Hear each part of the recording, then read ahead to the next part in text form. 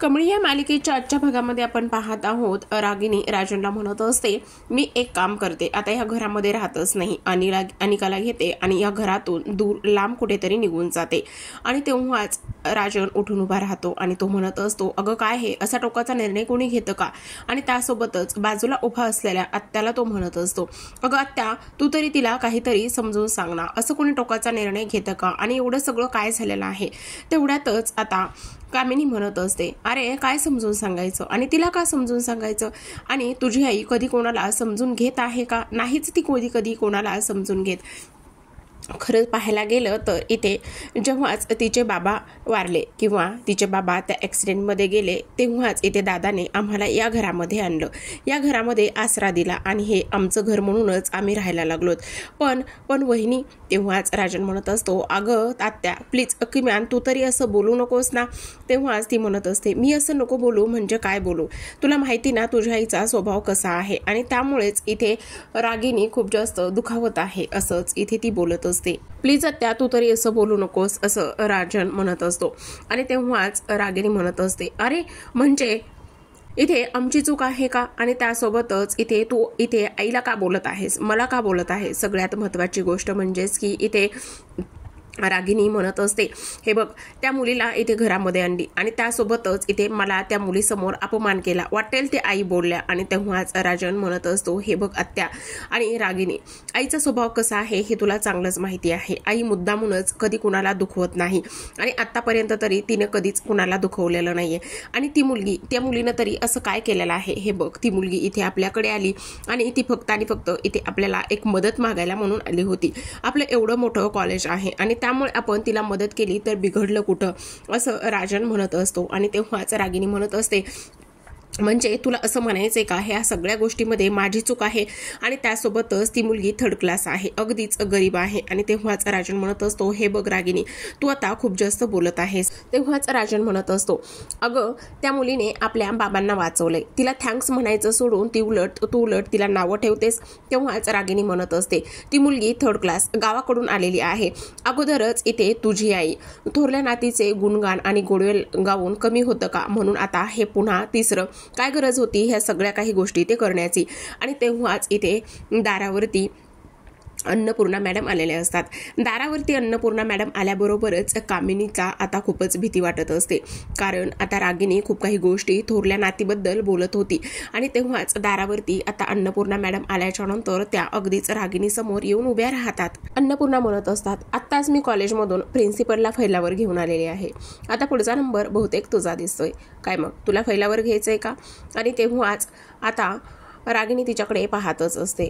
आणि ज्या मुलीने तुझ्या सासऱ्यांचा जीव वाचवला आहे त्या मुलीला तू थँक्यू म्हणायचं सोडून उलट तिलाच जे नाही ते बोलतीस. आणि आतापर्यंत तुम्ही त्या मुलीसोबत कसं वागलेला आहात हे सगळं काही मला समजलंय. आणि तिला सॉरी म्हणायचं सोडून तू तिचे असे गुणगान गात आहेस, हे सगळं अन्नपूर्णाला समजलेलं असतं. आता कामिनी त्या गोष्टीची कसं पाठीशी घालता येईल किंवा रागिनीने केलेली चूक कशी पाठीशी घालता येईल म्हणूनच ती मध्येच बोलत असते. ती म्हणत असते, अगं वहिनी, तिला तसं नाही म्हणायचं, म्हणजेच त्या परक्या मुलीसमोर तू हिचा अपमान केलास ना, म्हणून तिला थोडंसं वाईट वाटलंय, असं म्हणूनच आता रागिनीला कामिनी डोळे मिचकावते. आणि रागिनीला कामिनीने डोळे मिचकावल्याच्या नंतरच ती तिला म्हणत असते, सॉरी म्हण.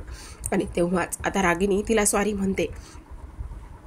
आता इकडे अन्नपूर्णा म्हणत असते, हो सगळं काही ठीक आहे, पण आता इथे रागिनी म्हणत असते, पण त्या भिकारड्या मुलीसमोर. आणि तेव्हाच इथे अन्नपूर्णा आई म्हणत असतात, तू त्या मुलीला भिकारडी म्हणतेस, पण तू जेव्हा या घरामध्ये आलेली आहेस आणि तेव्हाच ही सगळी श्रीमंती जी आहे ती फक्त आणि फक्त इथे तुला राजनमुळेच मिळालेली आहे ना. मग मला सांग, लग्नाच्या अगोदर तुझ्याकडे काय होतं? मग भिकारड कोण आणि श्रीमंत कोण? आणि आता तर माझी खात्रीच पटलेली आहे, जेव्हापासून मी कमळीला पाहिलंय ना तेव्हापासून माझी मोठी नात नक्कीच मला मिळेल आणि नक्कीच ती भेटेल, असंच मला वाटत आहे, असंच ती इथे बोललेली असते. आणि तेव्हाच अन्नपूर्णा इथे राजनला म्हणत असते, राजन मला एक गोष्ट सांग, माझ्या म्हणजे तुझ्या आजीचा जी जन्मखून आहे तीळ तिच्या कुठे आहे? तेव्हाच राजन म्हणत असतो, हो हातावरतीच आहे. आणि प्रेक्षकांनो, इथे कमळीच्या सुद्धा हातावरती काळा तीळ इथे जन्मखून म्हणून कोपरावरती आहे. तर इकडे दुसऱ्या बाजूला कमळी आणि निंगी तिथेच असलेल्या एका शंकराच्या मंदिरामध्ये गेलेल्या असतात आणि शंकराच्या मंदिरामध्ये गेल्याच्या नंतर त्या घंटा वाजवतात आणि इथे देवाला नमस्कार करत असतात. निंगी म्हणत असते, खरंच आता आपण शहरामध्ये आलेलो आहोत, आता त्या अनिकाला बघ आपण कसा धडा शिकवायचा. तेव्हाच कमळी म्हणत असते, अजिबातच तसं करायचं नाही, आपण आपला मन लावून अभ्यास करायचा आणि मन लावून अभ्यास केल्याच्या नंतर सगळ्या काही गोष्टी व्यवस्थित करायच्या. असं म्हणूनच निंगी आता इथे देवीसमोर हात जोडते. निंगीने देवीसमोर हात जोडल्याच्या नंतर ती इथे देवीला प्रार्थना करत असते. ती म्हणत असते, देवी आई तुझ्याच आशीर्वादाने इथे आम्ही मुंबई शहरामध्ये आलेलो आहोत आणि इथे अन्नपूर्णा आई त्या दिवशी काय म्हणत होत्या तर त्यांची नात लवकरात लवकर भेटू दे, म्हणूनच मी तुझ्याकडे त्यांची नात भेटण्यासाठी सुद्धा प्रार्थना करत आहे. असंच आता इथे कमळी देवी समोरच हात जोडून अन्नपूर्णा आजीच्या नातीसाठी सुद्धा प्रार्थना करताना प्रेक्षकांनो आपल्याला इथे पाहायला दिसत आहे. आता मात्र हीच त्यांची नात आहे आणि हीच त्यांची नात पहिल्यांदाच आता घरी जाऊन आलेली असते, तरी सुद्धा ह्यांना इथे कुठेच ती समजलेली नसते. पण जेव्हाच आता हातावर असलेल्या खून जो तीळ आहे तो समजल्यावर कितीच मोठा गोंधळ होणार आहे. तर आता इकडे दुसऱ्या बाजूला कमळी आणि निंगी हॉस्टेलकडे निघालेले असतात. निंगी म्हणत असते, कमळे खरंच सांगू का तुला, आता हॉस्टेलवरचं जेवण खरंच खूप छान असेल नको, किती दिवस झालं काही खाल्लं नाही, जेवलो नाही. आणि तेव्हाच कमळी म्हणत असते, तू बघितलंस ना अन्नपूर्णा आईचं हॉस्टेल आहे आणि त्यामुळेच त्यांचा दरारा कसा आहे आणि त्यांचा दरारा पाहिल्याच्या नंतर कुणाला सुद्धा असं वाटेल ना की ह्या अन्नपूर्णा मॅडम आणि ह्यांचं हॉस्टेल आहे, त्यामुळे जेवण सुद्धा अगदी चांगलं असेल, आता मस्त जाऊया आणि हॉस्टेलवर जेऊया, असं कमळी आणि निंगी एकमेकींना बोलत असतात. चालतच असतात की समोर त्यांचा एक गुंड असतो आणि तेव्हाच कमळीला थोडासा भास होतो की हा नक्कीच आमच्याकडे बघत आहे किंवा आमचा पाठलाग करत आहे. आणि तेव्हाच त्या एका ठिकाणी थांबतात आणि थांबल्याच्या नंतर इथे कमळी म्हणत असते, हे बघ आमच्या वाटेला अजिबातच जाऊ नको, आम्ही कोल्हापूरच्या रांगड्या गडी आहोत आणि त्यासोबतच आम्ही इथे कबड्डीपट्टू आहोत आणि आमच्या वाटेला जाऊ नको, चल सोड आमची वाट, असं म्हणूनच कमळी त्याला धक्का देते. धक्का दिल्याबरोबरच तो खाली कोसळतो आणि कोसळल्याच्या नंतर ह्या दोघी पळ काढणार तेवढ्यातच मागून सुद्धा काही गुंड आलेले असतात. तेव्हाच ते म्हणत असतात, काय मग खेळायची का आता आमच्यासोबत कुस्ती, कबड्डी, चला कबड्डी खेळूयात, असं म्हटल्याच्या नंतर कमळी एकाला हातामध्ये असलेली पेटी मारते आणि तिथून पळणार तेवढ्यातच इथे पुन्हा त्यांना ती गुंड पकडत असतात आणि कमळीवर आणि निंगीवर हात उचलणार, त्यांना पकडणार तेवढ्यातच तिथे ऋषीची अगदीच हिरो स्टाईलने एंट्री झालेली असते. ऋषी तिथे धावतच आल्याच्या नंतर पाहतो तर काय इथे कमळी आणि निंगीसमोर खूप जास्त गुंड असतात. इकडे ऋषी एक एक करून सगळ्या गुंडांना मारत असतो आणि एक एक करून सगळ्या गुंडांना इथे तो पळून लावण्याचं काम करत असतो. तेव्हाच ऋषी मारता मारता म्हणत असतो, कुठे होतात तुम्ही आणि एवढ्या मुंबई शहरामध्ये आलेला आहात तर मला सदा एक कॉल तरी करायचा आणि कॉलेजमध्ये सुद्धा मी तुम्हाला किती शोधलं, काय चाललंय, तुमची ॲडमिशन झाली का, असंच आता तो इथे बोलत असतो. तेवढ्यातच एक गुंड पाठीमागून उठतो आणि उठल्याच्या नंतर ऋषीवर हल्ला करणार तेवढ्यातच कमळी जोरातच ओरडते. कमळी जोरात ओरडल्यामुळे लगेचच ऋषी पाठमोरा होतो आणि त्या गुंडाशी दोन हात करत असतो. आता ऋषीला या पद्धतीने हिरोगिरी स्टाईलनेच मारताना पाहून कमळी आणि निंगी घाबरलेले असतात. कमळी आणि निंगी घाबरल्याच्या नंतर तिथून त्या दोघी लगेचच पळ काढत असतात. त्यांना दोघींना सुद्धा खूप भीती वाटत असते. खरं पाहायला गेलं तर निंगीची अजिबात पळून जाण्याची इच्छा नसते, पण कमळी म्हणत असते, नाही हे शहरातली लोक आहेत, हे मुंबई शहर आहे आणि हा पण तसा असेलच नसेल कशावरून, त्यामुळे इथून पळून गेल्यालंच बरं, असं म्हणूनच आता कमळी आणि निंगी तिथून पळत असतात. इकडे ऋषी बोलत असतो, तुमचं ॲडमिशन, तुमचं कॉलेज किती शोधलं मी तुम्हाला, तुम्ही गावाकडून निघाला तर मला सदा एखादा फोन तरी करायचा, असं तो पाठमोरा उभा राहून बोलतच असतो. पण इकडं त्या तोवर गायब सुद्धा झालेल्या असतात. इकडे दुसऱ्या बाजूला सरू चुलीवरती स्वयंपाक बनवत असते आणि तेवढ्यातच सरपंच हे गावामध्ये तिच्या घरी गेलेले असतात. आता सरपंच नेहमीच घरी काय एरजऱ्या करत असतात तर सरूची जी शेती आहे ती त्यांना हवी असते. ते म्हणत असतात, अगं सरू काय करणार आहेस, एवढी शेती तू ठेवून, आता पोरगी तर शिकायला गेलेली आहे, आबा सुद्धा मरून गेलेत, मग तुला एकटीला किती लागतंय, त्यामुळे तू कशाला उगाचच एवढी मोठी शेती ठेवतेस, अगं देऊन टाक ना, तुला मी खूप आणि बक्कळ पैसा देईल त्या शेतीबद्दल. अहो खरं सांगू का, तुम्ही पडल्या एकट्या बाई माणूस, एवढं घर एवढी शेती कधी सांभाळणार, म्हणूनच मी म्हटलं तुमचा भार थोडासा हलका करूयात. जर तुम्ही तुमची जमीन विकणार असाल तर काय करा, मी तुम्हाला बक्कळ पैसा देईल, खूप मोठे दाम देईल त्या जमिनीचे. एक काम करा, तुम्ही ती जमीन विका आणि त्यासोबतच जेवढे काही पैसे येतील ते तुम्ही तुम्ही इथे तुमच्या बँकेत टाका आणि एकदा का तुम्ही तुमचे पैसे बँकेत टाकले की उरलेले पैसे काही लेकीला द्यायचे आणि काही तुम्हाला सुद्धा होतील. आता तेवढ्यातच इथे सरूला प्रचंड राग आलेला असतो आणि सरू उठूनच हातामध्ये लाकूड घेऊन आलेली असते. ती म्हणत असते येडाखुळा झालास की काय, आणि त्यासोबतच इथे ही जमीन जी आहे ती मला विकायची नाहीये. ही जमीन माझ्या बाची आहे, माझ्या आबांची शेवटची आठवण आहे आणि त्यामुळे मला जमीन ही विकायची नाहीये. तो कुणी कितीही दाम दिला, कुणी कितीही पैसे दिले तरी सुद्धा मी ती विकणार नाही. तेव्हाच तो म्हणत असतो अहो पण काय करायचे, तुमची लेक तर पळून गेली ना. तेव्हाच सरू म्हणत असते हे बघ, माझी कमळी पळून गेलेली नाहीये, माझी लेक मुंबईला शिकायला गेलेली आहे आणि माझ्या लेकीबद्दल जर पुन्हा एडवाकडे शब्द जरी बोलला असला तर तंगड तोडून हातात देईल, असंच ती बोलत असते. आणि तेव्हाच तो म्हणत असतो पण तुम्ही एकट्या काय काय करणार आहात आणि कुठंपर्यंत पुरणार आहात. आणि तेव्हाच आता ती त्याच्यावर अगदीच दुर्गेचा अवतार धारण करूनच त्याला लाकडानेच मारत असते आणि म्हणत असते जर पुन्हा माझ्या दारामध्ये पाऊल जरी ठेवलास ना तर गाठ माझ्याशी आहे आणि इथून पुढं इकडे भटकायचं सुद्धा नाहीये. समजलं तुला, मी येते, मी कोण येते आणि कशी माझी जमीन बळकावते हेच पाहते, असं म्हणूनच ते त्याला तिथून हाकलून देण्याचं काम करत असते. तेव्हा जो सरपंच आहे तो निघून जातो आणि सरपंच तिथून निघून गेल्याच्या नंतर आता इकडे सरू खूपच जास्त अस्वस्थ झालेली असते आणि अगदीच रडत असते. आबांचा फोटो समोर असतो. इकडे कमळी आणि निंगी अगदी चालत चालत हॉस्टेलच्या जवळ आलेल्या असतात आणि तेव्हाच निंगी कमळीला म्हणत असते काय गे कमळे, मला एक गोष्ट सांग, तू त्याला का बरं बोलत नाहीयेस? त्यांनी आपली एवढी मदत केली, त्या गुंडांच्या तावडीतून इथे एवढं वाचवलेलं आहे, मग तुला बोलायला काय जाते? तेव्हाच कमळी म्हणत असते खरं सांगू का, इथे ह्या मुंबई शहरामध्ये मला कोणावर कसलाच विश्वास ठेवू वाटत नाहीये आणि तो सुद्धा त्याच्या मतलबासाठी आणि त्याचा हेतू साध्य करून घेण्यासाठीच आपल्याशी बोलत नसेल कशावरून. आणि हे मुंबई शहर आहे त्यामुळे मला कधीच कोणावर विश्वास ठेवायचा नाहीये. त्यामुळे आपण आता ह्या मुंबई शहरामध्ये आपलं सपान पूर्ण करायला आलो आहोत. अजिबातच आपल्याला कोणाशी काही बोलायचं नाहीये. आता ह्या दोघी जणी सुद्धा हॉस्टेलवर जाऊन पोहोचलेल्या असतात आणि हॉस्टेलवर जाऊन पोहोचल्याच्या नंतर निंगी म्हणत असते बाई केवढी रूम आहे, कसल्या गाद्या आहेत, किती मोठी हे सगळं सामान आहे, हे कॉट आहेत, हे बेड आहे, असं म्हणूनच निंगी हॉस्टेलच्या रूमचं कौतुक करत असते. इकडे आता जो ऋषी आहे तो म्हणत असतो खरंच आज अन्नपूर्णा मॅडमनी ज्या गोष्टी केलेल्या आहेत त्यामुळे आता कमळीची सगळी स्वप्न इथे पूर्ण होणार आहेत. बरं झालं एकदा का तिला हॉस्टेलमध्ये आता गेली आणि त्यासोबतच मी सुद्धा निवांत होईल. आता ॲडमिशन तर अन्नपूर्णा मॅडममुळे झालेला आहे त्यामुळे आता कसलाच आणि कुठलीच भीती नाहीये, असंच तो इकडे बोलत असतो. कमळी आणि निंगीने इकडे हॉस्टेलमध्ये प्रत्येक कानाकोपरा जो त्या रूमचा आहे तो इथे पाहायला असतो आणि तेव्हाच ती म्हणत असते खरंच कमळे आज खरं सांगू का खूप दिवसाची झोप आता होणार आहे. कसलं भारी आहे, कसल्या गाद्या आहेत, खरंच किती दिवस झालं आपल्याला झोपच नाहीये, नुसतं फिरून फिरून आपण वैतागलो होतो, दमलो होतो. आणि तेव्हाच आता कमळी सुद्धा पूर्ण हॉस्टेल आणि त्या हॉस्टेलची जी रूम आहे ती इथे पाहत असते.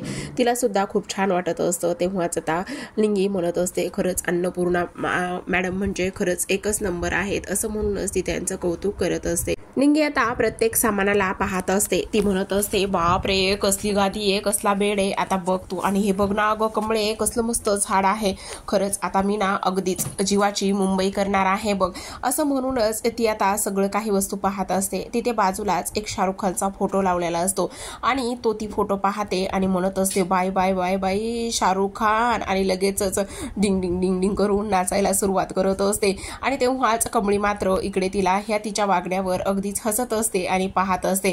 आता एवढं मोठं हॉस्टेल आहे आणि त्यासोबतच एवढी छान रूम आहे. समोर पाहायला गेली तर इथे खूप मोठा मेकअपचा सेटच असतो, पूर्ण इथे मेकअपचं सामान ठेवलेलं असतं. आणि मेकअपचं सामान पाहिल्याच्या नंतर आता कमळी म्हणत असते बाप रे एवढं सगळं काही मेकअपचं सामान, अगं तू बघतेस का काय आहे, बाप रे एवढी मोठी लिपस्टिक, त्याचबरोबर एवढं मोठं सेंट, हे सगळं काही काय आहे. आणि तेव्हा हे सगळं काही तिने पाहिल्याच्या नंतर तिला मात्र प्रचंड आनंद इथे होत असतो. ती त्याच गोष्टीचा विचार करते आणि लगेच जो परफ्यूम असतो तो इथे स्वतःच्या अंगावरच ती मारून घेण्याचं काम करत असते. तिला खूप जास्त प्रचंड छान वाटत असतं.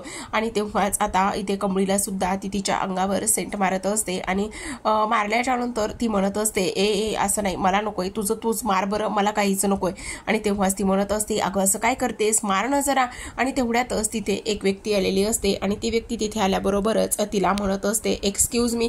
तर इकडे दुसऱ्या बाजूला अनिकाला प्रचंड राग येत असतो. आता अनिकाला राग येणं काही प्रेक्षकांना साहजिकच आहे. आतापर्यंत अनिकाला बऱ्याचदा राग आलेला असतो आणि आज तर मग मात्र इथे जे काही इथे अन्नपूर्णा मॅडम आहेत, अन्नपूर्णा मॅडमने इथे काय करायला लावलेलं असतं तर ते फक्त आणि फक्त इथे जी कमळी आहे, कमळीच्या हातात हात दिल्याच्या नंतर इथे तिला मैत्रीचा हात पुढे करायला लावलेला असतो आणि मैत्रीचा हात पुढं करायला लावल्याच्या नंतर इथे ती खूप जास्त चिडलेली असते आणि जेव्हाच इथे आता रागिनी तिच्याकरिता जेवण घेऊन येते आणि जेवण घेऊन आल्याच्या नंतर ती तिच्यावर सुद्धा इथे खूप जास्त चिडत असते. ती म्हणत असते नाही, इथे त्या गावछाप मुलीसोबत इथे मला आजीने सेकंड करायला लावला, मैत्री करायला लावली आणि ती गावछाप जी मुलगी आहे ती माझ्या आजीच्या गाडीतून इथे आलेली आहे असं म्हणूनच ती आता स्वतःला इथे त्रास करून घेत असते.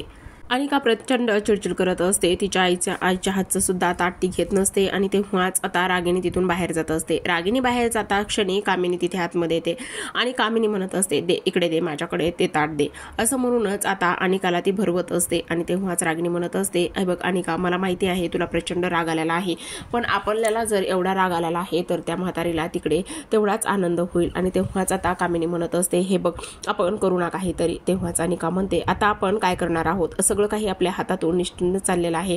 आणि तेव्हाच इथे कामिनी म्हणत असते अगं ती म्हणत आहे ना की तिची नात येणार आहे तर आपण आहोत ना इथे बसलेलो, आपण तिची नात येऊच द्यायची नाही, त्यामुळे तू उगाच कशाला काळजी करते. आणि तेव्हाच इथे अनिका खूप जास्त चिडचिड करत असते. ती म्हणत असते माझा अपमान केलेला आहे, त्यासोबतच इथे मला त्या मुलीच्या हातामध्ये हात द्यायला लावलेला आहे आणि मला त्या मुलीच्या हातामध्ये हात दिल्याच्यानंतर तिच्यासोबत मैत्री करायला लावलेली आहे. आज ती मुलगी इथे माझ्या आजीसोबत कारमध्ये कॉलेजमध्ये आली आणि त्यासोबतच उद्या ती मुलगी इथे माझ्या क्लासमध्ये येऊन बसणारे, माझ्या बाजूला येऊन बसणारे, हे सगळं मला सहन होत नाही असं म्हणूनच आता इथे अनिका खूपच जास्त कांगावा इथे करत असते. इकडे मात्र दुसऱ्या बाजूला कमळी आणि निंगी त्या खोलीमध्ये हॉस्टेलच्या खोलीमध्ये गेलेल्या असतात आणि तिथे ज्या त्या हॉस्टेलमध्ये राहणाऱ्या मुली आहेत त्या तिथे आलेल्या असतात आणि त्या म्हणत असतात ए कोण आहेत तुम्ही आणि तुमची इथे येण्याची हिंमत कशी झालेली आहे. तेव्हाच निंगी म्हणत असते एक मिनिट, तू कोण आहेस आणि त्यासोबतच इथे आम्हाला हे हॉस्टेलमध्ये पाठवलेलं आहे. आणि तेव्हाच इथे ती म्हणत असते हे सगळं काय आहे आणि त्याचबरोबर इथे ह्या सगळ्या गोष्टी तुम्ही का आणि कशामुळे केलेल्या आहेत असाच ती इथे बोलत असते. त्यामुळे इथे ह्या दोघींना सुद्धा गेट आउट म्हणत असतात आणि तुम्ही इथे कशाला आलेला आहात, तुम्हाला माहिती हे किती एक्सपेन्सिव्ह सामान आहे आणि तुम्ही याला हात तरी कसा लावलेला आहे असंच ती म्हणत असते. आणि तेव्हा निंगी म्हणत असते आल्या ह्या अनिकाच्या मैत्रिणी असतील आणि आता तुम्ही आम्हाला इथून किती बाहेर जरी काढण्याचा प्रयत्न केला तरी सुद्धा आम्ही इथून कुठेच जाणार नाहीये. आम्हाला इथे हॉस्टेलमध्ये एंट्री मिळालेली आहे, तुम्ही आम्हाला कॉलेजमधून सुद्धा कितीतरी वेळा बाहेर काढलेला आहे, पण काय झालं आम्ही शेवटी कॉलेजमध्ये ॲडमिशन घेतलं आणि त्यासोबतच हॉस्टेलमध्ये सुद्धा, त्यामुळे आम्ही कुठेच जाणार नाही आहोत. तिथल्या हॉस्टेलच्या इन्चार्ज आलेल्या असतात आणि त्या आल्याच्या नंतर त्या म्हणत असतात एक मिनिट, तुम्ही इथे नाही राहू शकत. आणि तेव्हाच निंगी रडायला लागते आणि म्हणत असते हे बघ कमळे, आता मी बाहेर कुठेच थांबणार नाही बाई, मला खूप वैताग आलेला आहे, मला खूप टेन्शन सुद्धा आलेलं आहे, मी इथून कुठेच जाणार नाहीये. आणि तेव्हाच ती म्हणत असते काही जरी झालं तरी सुद्धा आता मी त्या बेंचवर बाकड्यावर अजिबातच बसणार नाही असाच ती विचार इथे करत असते. आणि तेव्हाच त्या इन्चार्ज म्हणत असतात एक मिनिट, तुमची हॉस्टेलची सोय झालेली आहे, पण तुम्हाला एक सगळ्यात महत्त्वाची गोष्ट सांगायची आहे आणि ती म्हणजेच की हे पेड हॉस्टेल आहे, इथे राहण्यासाठी पैसे मोजावे लागतात आणि त्यामुळे तुम्ही इथे राहू शकत नाही, तुमची दुसरीकडे सोय झालेली आहे. असं पाहता क्षणी आता कमळी आणि निंगी एकमेकांकडे पाहत असतात आणि त्या म्हणत असतात की पैसे, आता कुठून आपण पैसे आणायचे असं म्हणूनच दोघी एकमेकांकडे पाहत असतात. त्यांना मात्र खूपच जास्त इथे टेन्शन आलेलं असतं आणि त्यासोबतच आता काय करायचं असा सुद्धा प्रश्न इथे त्यांच्या मनामध्ये आलेला असतो. आता मात्र इथे कमळी आणि निंगीला हॉस्टेलवरती राहण्यासाठी पैसे भरावे लागतील का, किंवा आता इथे अन्नपूर्णा किंवा ऋषी कशा पद्धतीने त्यांची मदत करेल हे आपल्याला येणाऱ्या पुढील काही भागामध्ये पाहायला मिळणार आहे. त्यामुळे व्हिडिओ आवडला असेल तर व्हिडिओला नक्कीच लाईक करा आणि चॅनलला सबस्क्राईब करा. धन्यवाद.